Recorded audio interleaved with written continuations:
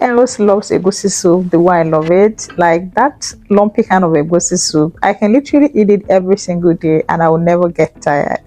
So lovelies, welcome back to Kelsey Kitchen. Today I'm going to be sharing with you my favorite method of making a delicious pot of Nigerian egusi soup. Do watch this video to the very end. The first step is to season my protein, and I have in here my turkey and some goat intestine. So I'll be going in with my onion, my red scotch bonnet pepper, some chicken seasoning and bouillon cubes. I'm not going to add water at this stage. I will just cover and allow it to sweat out its moisture for about 3 minutes before I'll go ahead and add water. You can also use any protein you have available. It must not be turkey or chicken. When making egusi soup, I also love to keep my seasonings very simple and minimal. The reason I will not add curry or thyme to this. Next is to add my cow skin, also known as bomo. Then I'll add some salt. Cover this and allow it to cook until it is 100% done. Then I'll proceed to wash and debone my dry fish. Then I'm going to do this with very hot water. I'll soak it for some time, wash it thoroughly, debone and set aside. So the next step is to blend my onions. See, when it comes to making very lumpy egusi soup, this is one secret that a lot of people will not tell you. You need a lot of onions, trust me. You do not need to be very economical with it. Just take a lot of onions, blend it and mix it with the egusi paste. You're going to see that later. So once I'm done with this, I'll quickly check on my meat to see whether it is done or not. And at this point, the meat is done. I'm going to turn off the heat and allow this to cool while I do the next step. The next step is to deseed my local bell peppers, and trust me, this will add very beautiful color to your egusi soup. In here I have 6 cups of grinded egusi. I actually grinded this egusi in the local market, so if you have a good grinder that does that at home, you can go ahead and do that. So I just added in my blended onion, then little meat stock. Then I'm going to give this a thorough mix. I'm going to mix this until it forms a very smooth paste.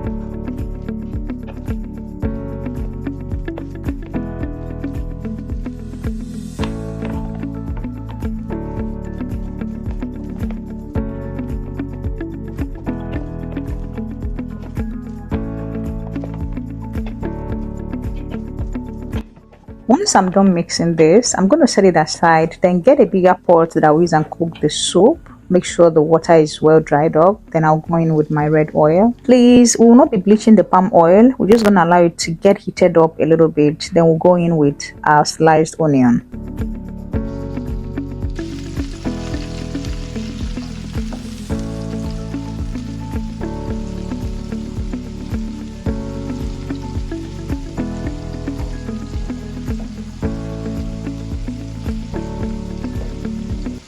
I will saute the onion for about 5 to 10 minutes. Then I'll add in my blended red bell peppers. I'll also add in some seasoning cubes and some salt. Then I'll fry this until the oil separates and floats on top.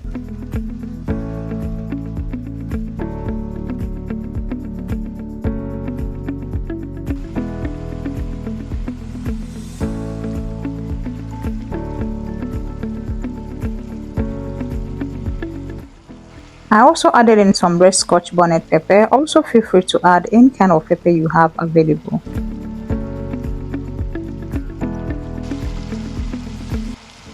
Can you see how the oil has separated and is already floating on top? This is to show you that it is okay now. So this recipe is not going to give us a sour taste after cooking. So I'll go ahead and add my already mixed egusi into the pot in these chunks and sizes. You can increase or decrease the sizes depending on you. So after I add it, I'll cover and allow it to cook on a very low heat for like 10 minutes.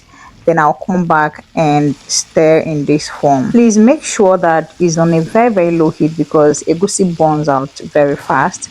So I'm not going to fry the whole egusi lumps. This is just how I stir this. I'm going to stir this like this occasionally on a very low heat until I feel like it is okay.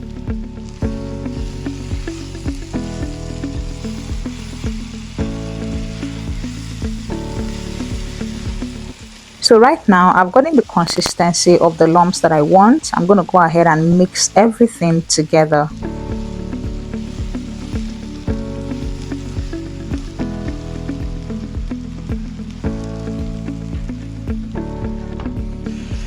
Now it is time to add our proteins and the stock.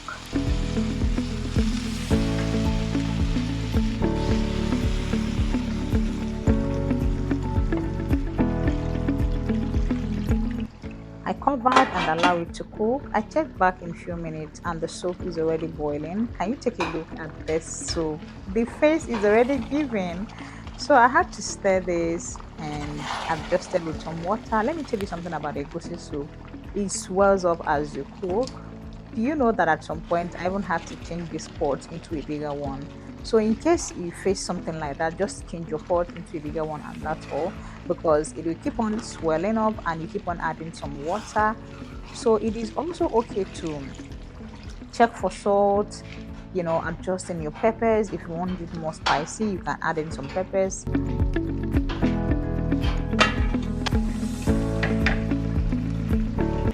I added in some crayfish and gave it a very good stir. Please make sure that you do not leave your egusi soup on fire for a long time without stirring. You just have to occasionally stir this. At this point, you can also cook on a very high heat, but make sure that you stir, as I said.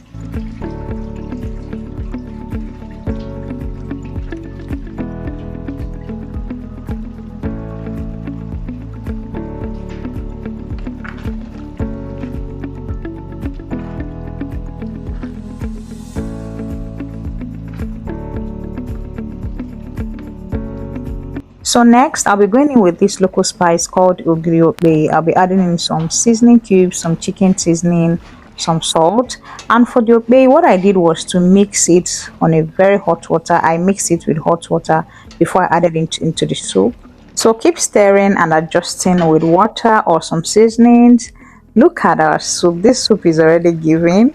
I just added in my uziza leaf. Please do not ever replace uziza leaf with any other kind of vegetable when making egusi soup, because the kind of flavor you add to your soup, no other kind of vegetable will add that, especially when you're not making use of the uziza seed. But if you have the seed and you do not have the leaf, that is still fine. So I just added my dry fish. Do you know why I added dry fish at this point? Is because I did not want it to overcook and get too soft. And you guys, the soup is ready. So I just added my ugu leaf. If you have spinach, if you have green, you can add, but I love cooking with ugu and uziza leaf. Then I'm going to cook this for 2 seconds and it is done. This soup is done. It is so tasty, it is so delicious, it is so yummy. You can pair it with any swallow of your choice. For me, I love to pair this with either semolina, semovita, fufu, or pounded yam. But my best swallow to pair this is actually fufu. Guys, this soup is so delicious. I can't wait for you to make this for your family, for your friends. And trust me, everybody's going to lick your finger.